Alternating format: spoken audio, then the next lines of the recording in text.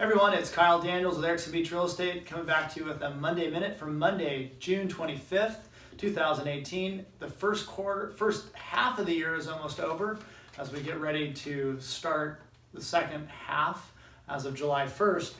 Once we get to next week, I'll start going over how the first half of the year performed compared to 2017. But this week we're talking about a price point in particular. We're going the high end.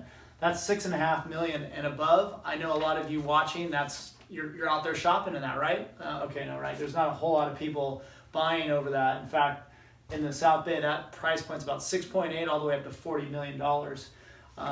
Where is that home that's in that high end? And that mostly incorporates homes on the Strand in Hermosa, Manhattan. Got a few beachfront homes in Redondo Beach along the Esplanade. And then you get into Palos, Verdes, Rolling Hills, and then also some of the Walk Street homes in the South Bay.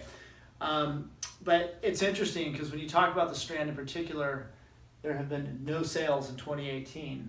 There's a lot available, mostly in Hermosa, a lot of new construction and nothing selling. So it's either telling me that the buyers have slowed down or the prices are too high. Now there's other high-end properties selling, so I don't think people are seeing the value.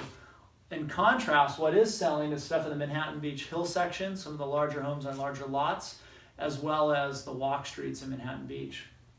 And of those, a lot of those are newer homes. I think, specifically 6 were built in the last 10 or 15 years. And then I think only 3 of them were actually, 3 of the 13 that have sold so far this year were built pre-2000. When we talk about the time on the market right now, a lot of things have been sitting out there. Right now there's 38 homes, 115 days on the market is the average, and of those about 25% have seen price reductions. Pending sales, average days on market is about 160 days. There's only 5 homes, 2 of those had price reductions. And then those that have closed, all but 1 sold below asking price. So at what point? That was about 95.6% of the asking price. So people that can afford a home $6.5 million and above, and really probably $2 million and above, can afford to be picky. They see something they like and they'll write an offer, but it's not always at full price as the stats tell us. Covering the rest of the spectrum, Palos, Verdes, and Rolling Hills, definitely slower than the beach market on the high end, although there have been a few big sales this year on the bluff and up on top of the hill. Rolling Hills, again, very slow. And then the biggest sale this year, shout out to Chris Adlam at Vista Sotheby's, right next to the Torrance parking lot, a double lot sold for $22.6 million.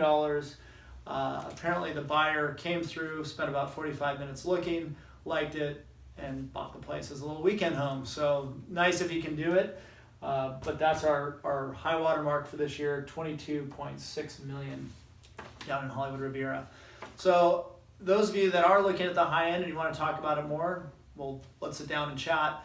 For everybody else, sometimes the high end is seen as a bellwether for what's going to happen for the rest of the market, and it's definitely slowed down. But I think that's more a factor of high prices and less only on demand. So there's your takeaway.